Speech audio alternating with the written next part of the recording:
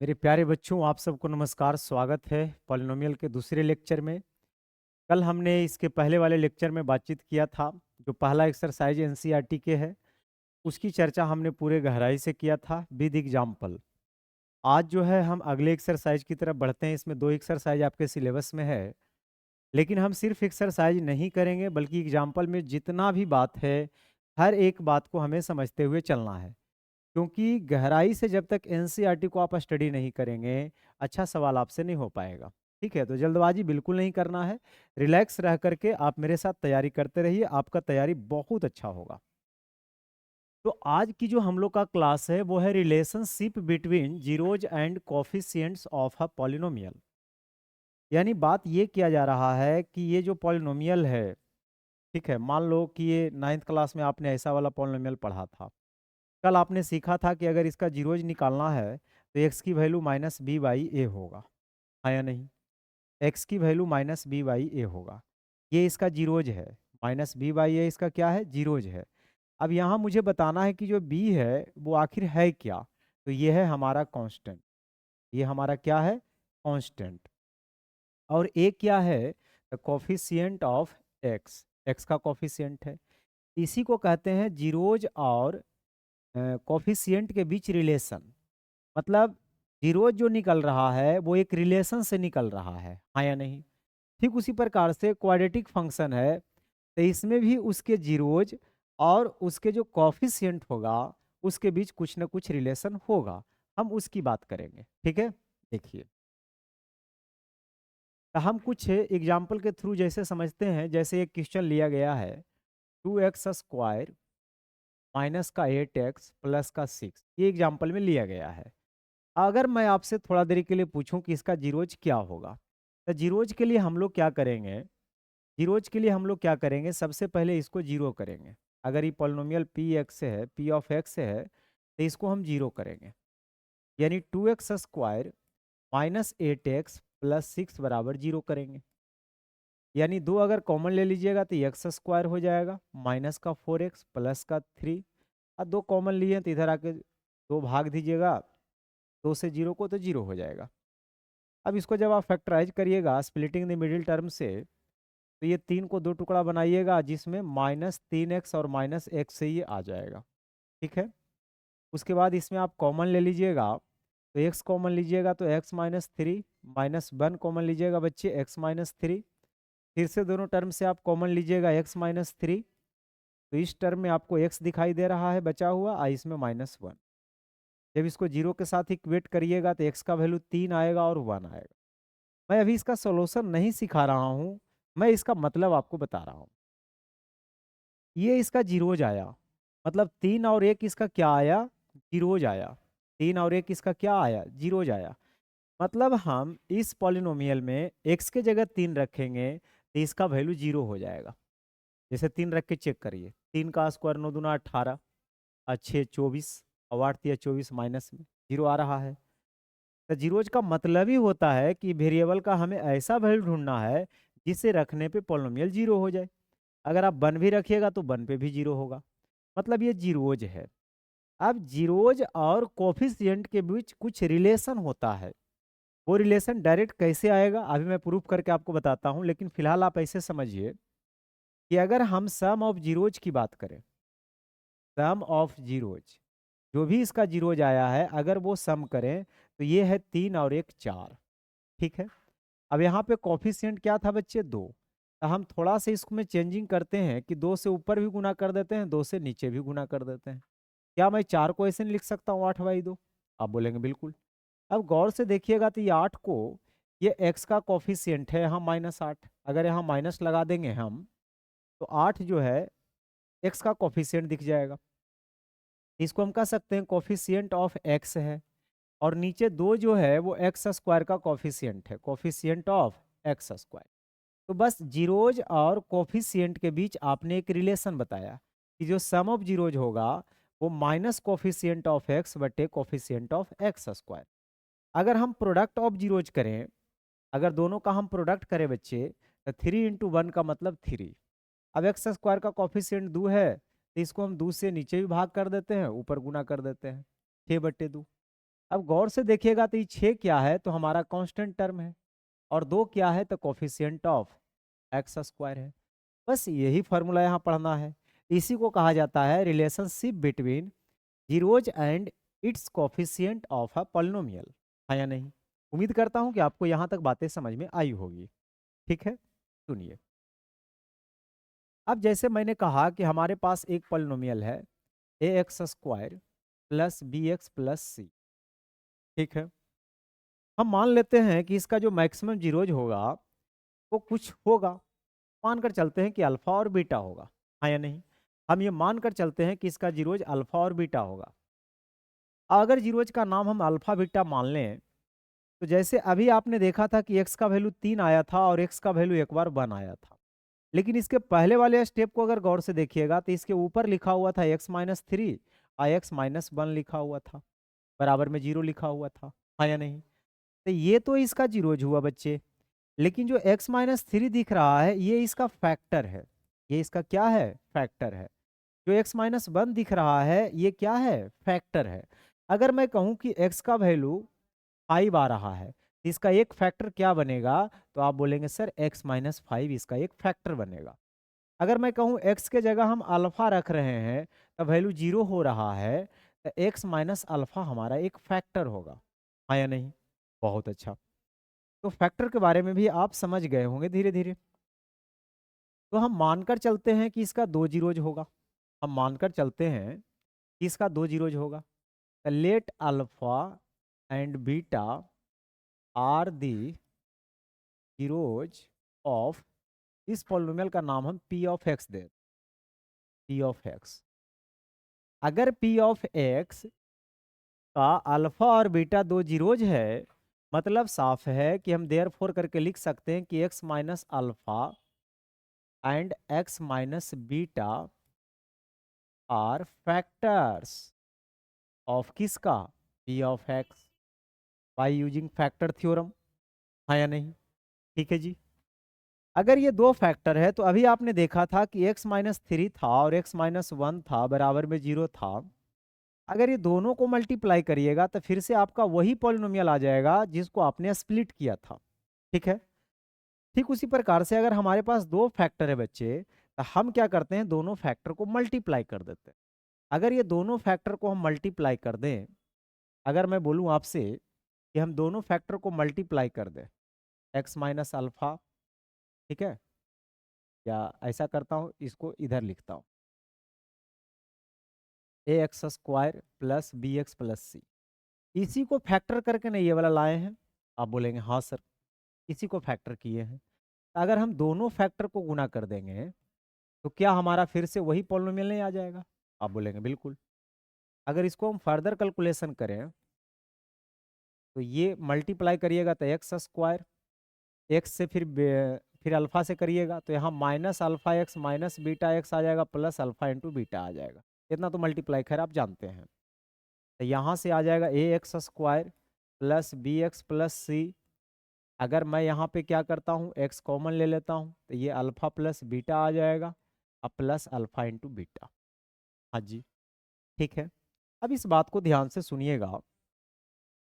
अभी मैंने कहा था कि x-3 और x-1 इसका एक फैक्टर है, अब बराबर में 0 था। अगर मैं इसमें 2 से गुना कर दूंगा तो क्या इसके जीरोज को कोई फर्क पड़ेगा? नहीं फर्क पड़ेगा, क्योंकि 2 मल्टीप्लाई में उधर जाके डिवाइड हो जाएगा। 2 कॉमन भी ले लेंगे तो कोई फर्क पड़ने वाला नहीं। अगर मैं 12 से भी इसमें मल्टीप्लाई कर दूंगा तो इसके जीरोज वही रहेंगे जो अभी था। तो इससे क्लैरिटी क्या मिलता है कि अगर हम कोई कांस्टेंट से इसमें मल्टीप्लाई कर दें, अगर कोई कांस्टेंट से अगर इसमें हम मल्टीप्लाई कर दें तो इसके जीरोज में कोई फर्क पड़ने वाला नहीं है। इसके जीरोज में कोई फर्क पड़ने वाला नहीं है। हाँ या नहीं? तो के से हम मल्टीप्लाई भी इसको कर सकते हैं। अब हम क्या करेंगे बच्चे? इसको आप सोल्व नहीं कर सकते हैं क्योंकि इक्वेशन एक है, वेरिएबल बहुत सारे हैं, आप इसको सोल्व कर ही नहीं सकते हैं। केवल और केवल इसको आप कंपैरिजन कर सकते हैं। तो अब मैं क्या करता हूँ? कंपैरिजन करता हूँ। ए एक्स स्क्वायर को मैं लिख देता हूँ के एक्स स्क्वायर के साथ इक्वल। उसी प्रकार से एक्स का कॉफिशिएंट बराबर होगा एक्स के कॉफिशिएंट के साथ। उसी तरह से कांस्टेंट वाला टर्म के साथ बराबर होगा। हाँ जी, बिल्कुल। अब यहाँ से बच्चे एक्स स्क्वायर से एक्स स्क्वायर कट जाएगा, ए का वैल्यू कितना आ गया, के आ गया। ए का वैल्यू कितना आ गया, के आ गया। अब यहाँ से देखिए एक्स को लिखे हम क्यों थे, एक्स स्क्वायर का कॉफिशिएंट मुझे लिखना था। अच्छा, पूरे टर्म को हम बराबर किए थे, कोई बात नहीं, तो ये एक्स से एक्स तो वैसे भी कट जाना है, ठीक है। अब सुनिएगा जरा गौर से, तो ये जो यहाँ आ गया बी बटे माइनस के बराबर अल्फा प्लस बीटा, उसी प्रकार सी बटे के बराबर अल्फा इंटू बीटा। मैंने कहा था ए और के दोनों इक्वल है, तो हम क्या करते हैं, माइनस को ऊपर चढ़ा देते हैं, के जगह ए लिख देते हैं, मतलब अल्फा प्लस बीटा। तो alpha plus beta minus B बटा ए दिख रहा है। अब अल्फा इंटू बीटा के जगह ए रखेंगे तो सी बटा ए दिख रहा है। मतलब मैंने एक रिलेशन बनाया, वो रिलेशन क्या बनाया, थोड़ा ध्यान से सुनिएगा, तो थोड़ा सा हम छोटा करते हैं, ठीक है। हाँ जी, उधर तो आपको खैर देखना जरूरी नहीं है। अब बच्चे यहाँ बड़े प्यार से सुनेंगे हर एक बात को, मैं क्या बोलना चाहता हूँ। मैंने कहा यहाँ पे alpha plus beta minus b by a है, alpha into beta c by a है। अब होगा क्या, गौर से सुनिएगा, कि जो बी था एक्चुअल में क्या था, बी जो है ये एक्स का कॉफिशिएंट है। बी क्या है बच्चे, एक्स का कॉफिशिएंट है, और ये माइनस तो आया है, तो हम कह सकते हैं minus coefficient of x upon a जो है कॉफिशिएंट ऑफ एक्स स्क्वायर है। यानी जो सम ऑफ जीरोज आएगा वो ये वाला आएगा। सम ऑफ जीरोज क्या आएगा, minus coefficient of x upon coefficient of x square. उसी तरह से अगर प्रोडक्ट ऑफ जीरोज की हम बात करें, तब प्रोडक्ट ऑफ जीरोज हमारा आ जाएगा, सी क्या है यहाँ पे, कांस्टेंट टर्म है, तो ये हमारा कांस्टेंट हो गया, और ये क्या है, कॉफिशिएंट ऑफ एक्स स्क्वायर हो गया। तो यही है जीरोज और कॉफिशिएंट के बीच रिलेशन। अच्छा, इसमें आपको कितना चीज सीखना है, पहला चीज तो सीखना alpha plus beta minus b by a होता है, alpha into beta c by a होता है। दूसरा ये वाला याद रखिएगा, ये वाला कहाँ गया, ये वाला, ये आपको इक्वेशन बनाने में मदद करेगा। इक्वेशन कैसे याद रखिएगा, एक्स का square minus alpha plus beta into x plus alpha into beta. के से इच्छा है तो मल्टीप्लाई करिए, नहीं इच्छा है तो इसको छोड़ भी सकते हैं, कोई दिक्कत वाली बात नहीं है। क्वाड्रेटिक पॉलिनोमियल अगर आपको बनाने के लिए कहेगा जीरोज दे करके, तो आप यही फॉर्मूला का इस्तेमाल करेंगे और क्वाड्रेटिक पॉलिनोमियल को क्या करेंगे, बनाएंगे, ठीक है। उम्मीद करता हूं कि यहाँ तक मेरी बातों को आप समझ गए हैं। तो अगर आप समझ गए हैं तो अब आगे बढ़ते हैं, ठीक है। जब तक आप क्या करिए, दोस्तों के साथ भी कुछ शेयर कर दीजिए। बाकी जितना भी मैंने बात बोला है यही सब बात यहाँ पे लिखा है। आगे क्यूबिक पॉलिनोमियल के बारे में भी चर्चा कर लिया है। क्यूबिक पॉलिनोमियल आपके सिलेबस से बिल्कुल रिलेटेड पार्ट है, लेकिन फिर भी थोड़ा सा सीखना चाहते हैं तो मैं इसमें बता देना चाहूँगा कि जो हमारा क्यूबिक पॉलिनोमियल होता है वो a x cube plus b x square plus c x plus d होता है, हाँ या नहीं। यहाँ ध्यान में रखना है कि ये जीरो के बराबर नहीं होगा, वरना 3 पावर खत्म हो जाएगा। अब इसका 3 जीरोज होता है, अल्फा बीटा गामा। तो इसमें alpha plus beta plus gamma का फॉर्मूला क्या होता है, alpha beta beta gamma, gamma alpha क्या होता है, और अल्फा बीटा गामा का प्रोडक्ट क्या होता है। मैं सिंपल सा फंडा आपको बताता हूँ, यहाँ गौर करिए। पहला वाला से तो खैर ए से सब में भाग जाएगा ही जाएगा, ये तो आप कन्फर्म रहिए। यहाँ से शुरू करिए, यहाँ माइनस बी बटा ए, माइनस किए तो आगे प्लस करिए, सी बटा ए, फिर माइनस करिए डी बटा ए। बस ये तरीके से आप फॉर्मूला को याद रख सकते हैं एक टेक्निक से, ठीक है। ये भी है क्यूबिक पॉलिनोमियल के जीरोज और कॉफिशिएंट के बीच रिलेशन है, ठीक है। हाँ जी। अब इसमें कहा है कि जिसमें स्टार लगा हुआ है वो एग्जाम के पॉइंट ऑफ व्यू से नहीं है, जैसे वेरीफाई करने वाला है, तो ये आप ये चीज को कर सकते हैं, सॉल्व कर सकते है ना। अब आते हैं एक्सरसाइज के कुछ क्वेश्चन पे, जैसे 2.1 है क्वेश्चन। आइए समझते हैं, बड़े प्यार से एक एक क्वेश्चन को बारीकी से सीखते हैं। कह रहा है find the zeros of following quadratic polynomials. पहले तो कह रहा है जो पॉलिनोमियल दिया गया है उसका आप जीरोज निकालिए, फिर and verify the relationship between zeros and the coefficients, जो अभी आपने पढ़ा, alpha plus beta minus b by a, alpha into beta c by a, उसी को वेरीफाई करके दिखानी है।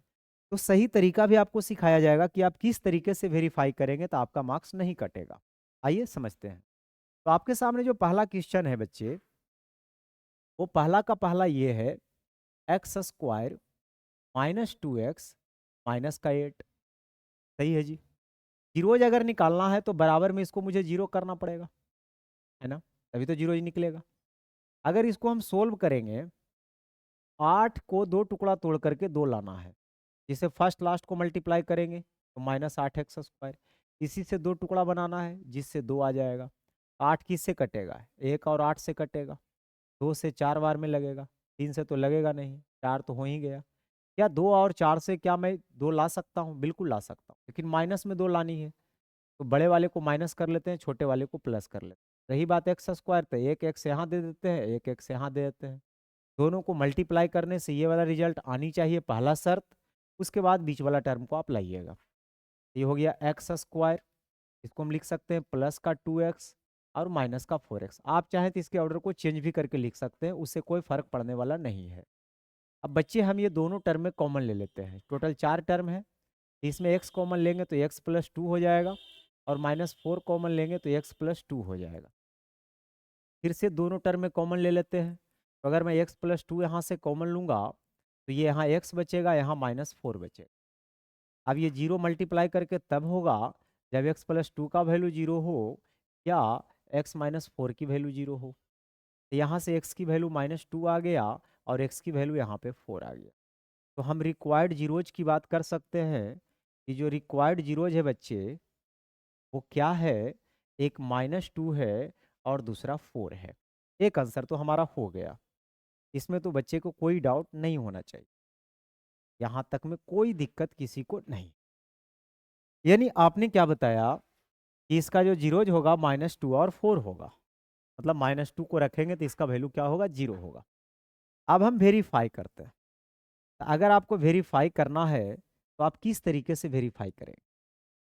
तो पहली बात तो ये है कि जो आपको बताया गया है कि alpha plus beta minus b by a होता है, और alpha into beta c by a होता है। ठीक है, लेकिन आपने जीरोज को तो अल्फा बीटा माना नहीं है, आपका तो जीरोज कुछ और आया है। तो यहाँ लैंग्वेज बना के लिखना है, sum of zeros, sum of the zeros. ES भी लगा देते हैं, आना तो एस भी खाली लगा सकते, zeros. The sum of zeros, zeros का सम। अगर हमारे पास जो भी जीरोज आया है उसका सम करेंगे तो रिजल्ट आएगा 2। वेरीफाई करते समय एक बात का ध्यान रखिएगा कि नीचे हर हाल में जो x² है उसका कॉफिशिएंट आनी चाहिए। जैसे यहाँ x² का कॉफिशिएंट क्या दिख रहा है, 1, तो नीचे 1 है तो आपको इसमें कुछ छेड़छाड़ करने की जरूरत नहीं है। अब यहाँ पे आपको लिख देना है माइनस, देखिए 2 क्या है, x का कॉफिशिएंट है, तो माइनस कॉफिशिएंट ऑफ x, और एक क्या है बच्चे, coefficient of x², coefficient of x²। Verify हो गया। फार्मूला भी यही ना पढ़े थे, -b/a क्या होता है, minus coefficient of x upon coefficient of x²।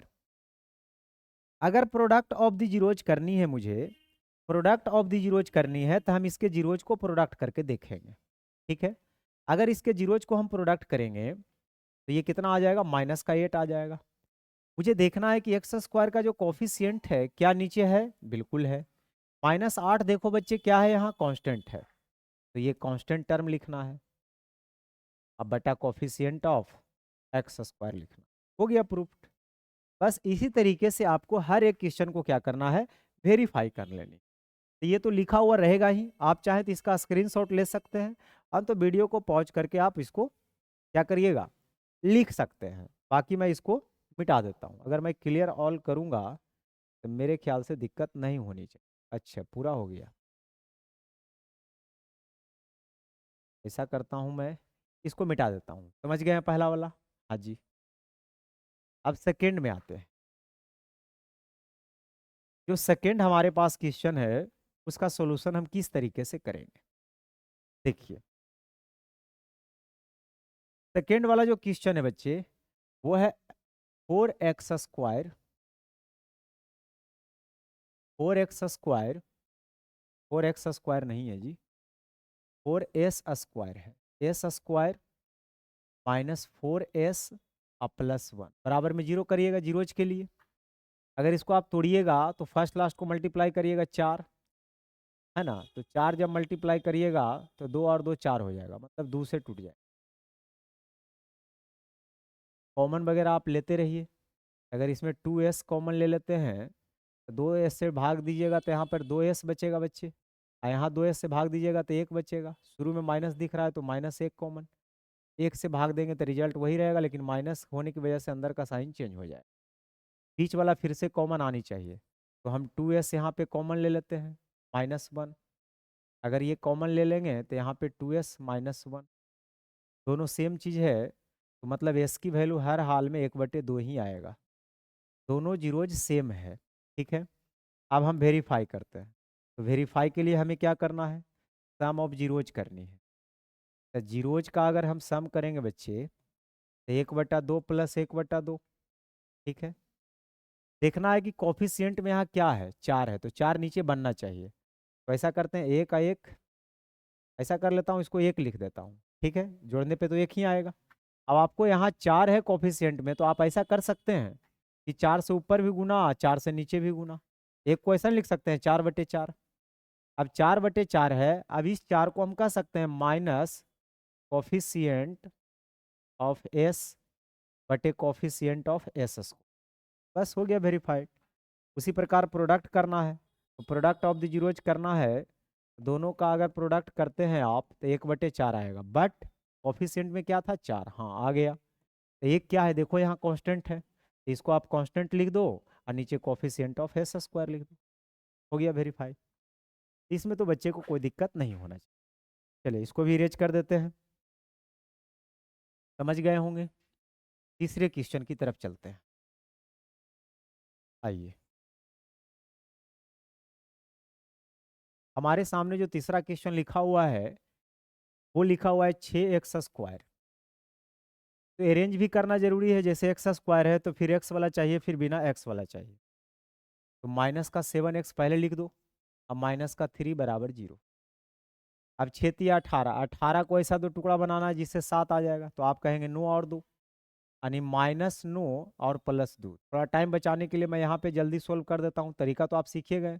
-9 उधर जाके +9, +2 उधर जाके -2, कोफिशिएंट से डिवाइड करिएगा, तो ये डायरेक्ट निकालने का तरीका है, ठीक है।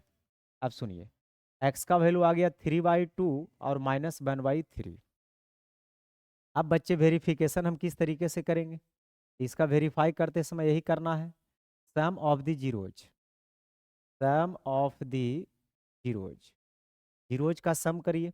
3/2 और माइनस होने की वजह से माइनस हो जाएगा, तो 9 में से 2 जाएगा, 7/6 आ जाएगा। हमें पहला ध्यान ये रखना है कि जो x² का कॉफिशिएंट है क्या नीचे है, हाँ है, कुछ मत छेड़िए। अब इसको कह सकते हैं माइनस, देखो 7 क्या है, कॉफिशिएंट ऑफ x बटे कॉफिशिएंट ऑफ x। उसी प्रकार प्रोडक्ट जब करिएगा तो product of the zeros 3/2 into -1/3 करिएगा, लेकिन नीचे में तो आपको 6 बनाना ही है, तो काटने की क्या ज़रूरत है, आप छोड़ दीजिए, -3/6 ही रहने दीजिए इसको। अब -3 देख लो कांस्टेंट टर्म है, बटे कॉफिशिएंट ऑफ x, बस यही वेरीफाई हो गया। तो काफ़ी सिंपल सवाल है। आइए तीसरे सवाल की तरफ चलते हैं। तीसरा सवाल देखो क्या कहता है। देखिए, अगर कोई मित्र बीपीएससी वाले भी अगर देख रहे होंगे बिहार शिक्षक भर्ती TRE 4 के लिए, तो उनके लिए भी बहुत अच्छा है, क्योंकि अगर 10th की आप NCERT को एक बार कंप्लीट कर लेते हैं तो आपका बेसिक सही हो जाता है। फिर इसके बाद हम क्या करेंगे, ये जैसे ही एग्ज़ाम ख़त्म होगा तो फिर बीपीएससी TRE 4 के लिए हम क्वेश्चन का प्रैक्टिस करवाएंगे, वहाँ पे आपको चीज़ें समझ में आएगी। लेकिन अगर बेसिक सी बात को आप नहीं जान रहे हैं तो वहाँ पे आपको दिक्कत होगा। तो आपसे भी रिक्वेस्ट है कि आप पूरा 10th का भी जो लेक्चर है NCERT का, उसको आप अच्छा से देख लीजिए, ताकि हम बीपीएससी का जब सेट का सोल्यूशन करवावें तो वहाँ पे आपको दिक्कत ना हो, है कि नहीं। चलिए, बाकी तो आप समझदार ही हैं, इतना तो जानते ही होंगे। 4 नंबर क्वेश्चन देखो क्या कह रहा है, 4u² + 8u बराबर में 0 करिएगा जीरोज के लिए। अब यहाँ पे डायरेक्ट कॉमन लेना है, स्प्लिट वगैरह कुछ नहीं करना है। तो 4u अगर कॉमन ले लीजिएगा तो यहाँ पे u बचेगा और यहाँ पे +2 बचेगा। तो यहाँ से 4u बराबर 0 हो जाएगा बच्चे, और यहाँ u प्लस 2 बराबर 0 हो जाएगा। तो u का वैल्यू 0/4 यानी 0 हो जाएगा, और यहाँ u का वैल्यू -2 आपको हो जाएगा। अब आपको वेरीफाई में क्या करना है, सम ऑफ जीरोज करना है। तो सम ऑफ द जीरोज करना है, तो आपको करना है दोनों जीरोज का सम। 0 प्लस -2 यानी -2 बनेगा। ध्यान रहे कोफिशिएंट जो यू स्क्वायर का हो नीचे दिखना चाहिए, अगर नहीं है तो नीचे 4 से गुना करिए और ऊपर भी 4 से गुना, -8/4। अब -8 को अगर देखिएगा तो माइनस तो खैर फार्मूले में रहता है, 8 क्या है, तो कोफिशिएंट ऑफ यू बटे कोफिशिएंट ऑफ यू स्क्वायर। आप प्रोडक्ट ऑफ जीरोज अगर करनी है बच्चे, तो प्रोडक्ट ऑफ द जीरोज यानी 0 इंटू -2 यानी 0। अब ये 0 के नीचे कुछ भी लगा दीजिए, जैसे 4 लगा दूंगा तो 0 ही रहेगा रिजल्ट। लेकिन यहाँ कांस्टेंट टर्म कुछ है या नहीं है, कुछ नहीं है, तो प्लस में 0 तो कर ही सकते हैं। तो 0 को हम कह सकते हैं ये हमारा कांस्टेंट टर्म है, अब बटे कोफिशिएंट ऑफ एक्स स्क्वायर है। ठीक है, आइए पांचवें सवाल की तरफ चलते हैं। पांचवा क्वेश्चन देखो क्या कहता है। पांचवा क्वेश्चन देखते हैं बच्चे। जो पांचवा क्वेश्चन है वो है t² -15। जीरोज के लिए मुझे 0 करना पड़ेगा। अब यहाँ पे मैं डायरेक्ट भी आपको सॉल्यूशन दिखा सकता हूँ, थोड़ा डिटेल्स भी समझा सकता हूँ। डायरेक्ट में आपको सिंपली क्या करना है, -15 उधर जाके +15, स्क्वायर हटेगा तो इधर प्लस माइनस रूट आएगा। तो टी का वैल्यू एक बार √15 आ जाएगा और एक √15 माइनस में। दूसरा इसका तरीका है कि अगर आप ऐसे नहीं करना चाहते हैं, और इसका तरीका ये है कि किसका स्क्वायर है, √15 का स्क्वायर कर सकते हैं। हाँ जी, अब ए स्क्वायर माइनस बी स्क्वायर है, तो एक बार हम चीज़ों को जोड़ेंगे और एक बार इसको मित्र घटाएंगे। यहाँ से बच्चे टी का वैल्यू आ जाएगा -√15 और प्लस का √15। ठीक है, ये भी तो जीरोज है, क्योंकि ये भी वैल्यू रखिएगा तो वो 0 होगा। अब वेरीफाई में क्या करना है, सम ऑफ द जीरोज। अगर सम ऑफ द जीरोज करना है बच्चे, तो जीरोज का सम जब करने आप जाइएगा तो यहाँ पे क्या हो जाएगा, 0 हो जाएगा। अब बटा में तो कुछ भी लगा सकते हैं 0 के नीचे। अब यहाँ पे टी का टर्म है ही नहीं, तो कुछ नहीं, तो हम 0 तो लगा ही सकते हैं ऐसे, t² -0 इंटू टी या प्लस -15, ऐसा तो हम कर ही सकते हैं। तो वही चीज़ ना शो कर रहा है, इसको हम कह सकते हैं माइनस कोफिशिएंट ऑफ टी बटे कोफिशिएंट ऑफ t²। उसी प्रकार जब प्रोडक्ट आप करिएगा तो इसका प्रोडक्ट आप देखिएगा, ठीक है, तो यहाँ पे आ जाएगा -15। तो ये कांस्टेंट टर्म है बटे कोफिशिएंट ऑफ। अब यहाँ से हमारा एक ऑब्जर्वेशन क्या हुआ कि कभी भी जीरोज का सम अगर 0 हो जाता है तो उसमें एक्स वाला टर्म गायब हो जाता है, एक्स वाला टर्म गायब हो जाता है। इसके पहले वाले में प्रोडक्ट 0 था तो कांस्टेंट टर्म गायब था। ठीक है, आप चाहें तो इस चीज़ को सोच सकते। अब ये क्वेश्चन को तो आप कर ही सकते हैं, जैसे चरतिया 12 है, -4 और +3 से आप तोड़ सकते हैं। ये -4 उधर जाएगा तो +4, +3 तो उधर जाके -3, 3 से भाग दीजिएगा, ये 4/3 और -1 आ जाएगा। अब इसको आप वेरीफाई करके हमको बताइएगा। ठीक है, उम्मीद करता हूँ कि यहाँ तक आप बातें समझ गए हो। अब आते हैं दूसरे क्वेश्चन की तरफ।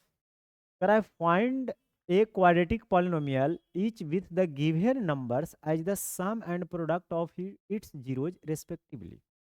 कुछ बच्चे बहुत जल्दबाजी में रहते हैं और वो जल्दी जल्दी क्वेश्चन पढ़ने के चक्कर में वो गलती कर देते हैं। अब यहाँ पे कुछ बच्चे क्या करेंगे, जीरोज समझ करके इसको अल्फा समझ लेंगे, उसको बीटा समझ लेंगे और सोल्व करना चालू करेंगे। तो नहीं, एग्जाम के टाइम में या जब आप क्वेश्चन सोल्व कर रहे होते हैं तो उस समय पेशेंस रखना बहुत जरूरी है। आप रिलैक्स मोड में अपने आप को आइए, क्वेश्चन को ढंग से प्यार से पढ़ा कीजिए, फिर बनाइएगा, देखिए बनेगा। ठीक है, तो हम इसको किस तरीके से पढ़ेंगे, जैसे कह रहा है sum and product of its zeros, यानी सम दिया हुआ है। तो अगर मान लेते हैं कि let alpha and beta are the zeros of the given polynomial, given polynomial, ये मान लेना है। ठीक है, अब हम पहला क्वेश्चन में आते हैं। मतलब सम दिया हुआ है, मेरी बात को समझ रहे हैं, मतलब सम ऑफ जीरो यानी अल्फा प्लस बीटा का वैल्यू 1/4 है, इन्हें की फिर से दोनों को जोड़िए, अब अल्फा इंटू बीटा जो है प्रोडक्ट -1। अब क्वाड्रेटिक पॉलिनोमियल निकालने का लास्ट में मैंने कहा था ना कि एक फॉर्मूला याद रखिएगा, x² minus alpha plus beta into x plus alpha into beta. तो बच्चे x square alpha plus beta को आप क्या कर सकते हैं 1/4 और अल्फा इंटू बीटा की जगह -1 एक्स स्क्वायर -x/4। आपको ऐसे आंसर नहीं छोड़नी है जिससे आप 4 यहाँ एलसीएम लीजिएगा, ये 4x स्क्वायर हो जाएगा और माइनस का x हो जाएगा और ये -4 हो जाएगा। अब मैंने क्या बोला था कि पॉलिनोमियल में नॉन जीरो से यानी मल्टीप्लाई कर दीजिए या डिवाइड कर दीजिए तो उसके जीरोज में कोई फर्क नहीं पड़ता है। अगर मैं प्रत्येक टर्म को 4 से गुना भी कर दूंगा तो इसका जीरोज में कोई फर्क पड़ने वाला नहीं है, तो आप इस 4 को छोड़ सकते हैं, आप केवल ये वाला आंसर लिख सकते हैं। या अगर आपको इच्छा है तो आप इसमें कोई कांस्टेंट लगा के आंसर लिख सकते हैं, जैसे के लगा दीजिए और यहाँ लिख दीजिए 4x square minus x minus. तो के का कुछ भी वैल्यू हो सकता है, सिर्फ जीरो नहीं होना चाहिए। सिर्फ ऐसा नहीं कि 1/4 ही हो सकता है। अगर 1/12 से भी गुना कर देंगे प्रत्येक टर्म को तो इसके जीरोज में कोई अंतर आने वाला नहीं है। तो एक सवाल एमसीक्यू का यहाँ पे जबरदस्त बनता है, वो क्या कि अगर दो जीरोज हमारे पास है तो आप कितना क्वाड्रेटिक पॉलिनोमियल बना सकते हैं? तो आप कहेंगे unlimited, infinite number of polynomials हम बना सकते हैं क्वाड्रेटिक फंक्शन का, अगर दो जीरोज दिया हुआ है तब। ठीक है, हाँ जी। अब अगला सवाल भी आपको इस तरीके से करना है जैसे दूसरा नंबर में है। Quadratic polynomial x square minus alpha plus beta, alpha plus beta ही रूट 2 दिया हुआ है इंटू एक्स और प्लस अल्फा इंटू बीटा 1/3। आप 3 एलसीएम ले लीजिए, 3x square minus root 2x 3√2 और +1। आप 3 को फिर छोड़ दीजिए, मतलब यही लिख दीजिए, इससे कोई दिक्कत होने वाली नहीं है, आपका वही आंसर आएगा। ठीक है, आते हैं आगे क्वेश्चन पर। अब अगर हम आगे बातचीत करें बच्चे, अगर हम बातचीत को आगे बढ़ाएं धीरे धीरे तो हम ये कह सकते हैं कि तीसरे क्वेश्चन की तरफ। तीसरा में देखो अल्फा प्लस बीटा कितना दे रखा है 0 और अल्फा इंटू बीटा कितना दे रखा है √5। क्वाड्रेटिक फंक्शन निकालने के लिए मैंने अभी क्या बताया था x square minus alpha plus beta into x plus alpha into beta. तो x square minus alpha plus beta की जगह 0 रखना है और अल्फा इंटू बीटा की जगह √5 रखना। जीरो वाला टर्म को आप छोड़ ही सकते हैं, इससे कोई दिक्कत वाली बात नहीं, बस होगी। उसी तरह से चौथा क्वेश्चन भी आप बना सकते हैं। अल्फा प्लस बीटा कितना दे रखा है 1 और अल्फा इंटू बीटा कितना दे रखा है 1। क्वाड्रेटिक पॉलिनोमियल का फॉर्मूला भी आपको पता है ना, x square minus alpha plus beta into x और प्लस अल्फा इंटू बीटा। पांचवें क्वेश्चन को भी आप बना सकते हैं यहाँ पे, इसमें सम ऑफ जीरोज दिया हुआ है कितना -1/4 और प्रोडक्ट ऑफ जीरोज भी 1/4 दे रखा है। Quadratic function x square minus alpha plus beta यानी -1/4 इंटू एक्स और प्लस 1/4। 4 एलसीएम ले लीजिएगा तो x square minus minus plus यहाँ 4 से गुना हो जाएगा और ये एक्स हो जाएगा और प्लस का 1 हो जाएगा। हम 4 को छोड़ भी देंगे तो हमारे आंसर में कोई फर्क पड़ने वाला नहीं है। बस अब वो सवाल तो और भी सिंपल है, x square minus alpha plus beta into x plus alpha into beta x square minus 4x और प्लस क्या हो जाएगा 1 हो जाएगा। तो ये था एक्सरसाइज 2.2 का कंप्लीट सॉल्यूशन। अब इसका समरी भी आगे दे रखा है, तो ये सब जो भी मैंने बात बोला है वही बात को यहाँ पे लिखा है, तो इसको भी आप पढ़ लीजिए। ठीक है, उम्मीद करता हूँ कि बच्चे काफ़ी अच्छा लग रहा होगा। तो जल्दी से लाइक कर दीजिए, चैनल पे नए हैं सब्सक्राइब करिए, दोस्तों के साथ भी शेयर करिए, थोड़ा सा सहयोग कीजिए। इसके बाद वाले लेक्चर में आएगा क्या चीज़, इसके बाद है linear pair of linear equation in 2 variables, वो वाला क्लास लिया जाएगा, उसको भी बहुत मज़े से हम लोग सीखेंगे। आप सबको बहुत बहुत धन्यवाद।